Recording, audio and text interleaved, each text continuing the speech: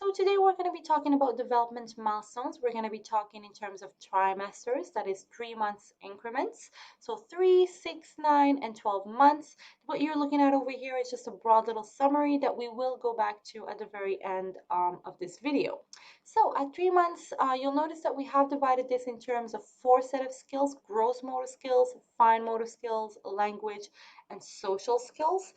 For all these 4 will be recurring throughout all sets of development stages.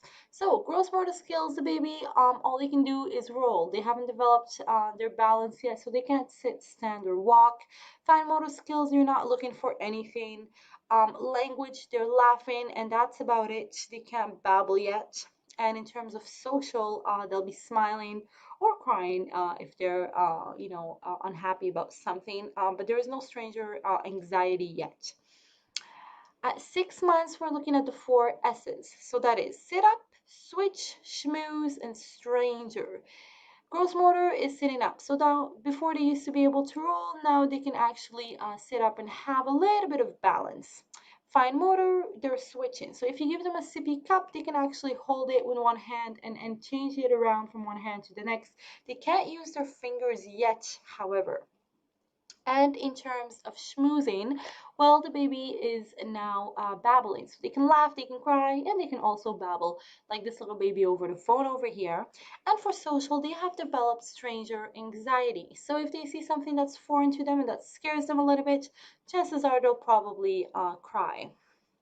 At 9 months, now we're looking at the 4 P's. So pull, pincer, papa, and play. So for pull, before at 6 months they could sit up, now they can sort of stand. So they're pulling on curtains, on chairs, on their parents' sleeves to be able to keep themselves in balance because they can't stand on their own yet.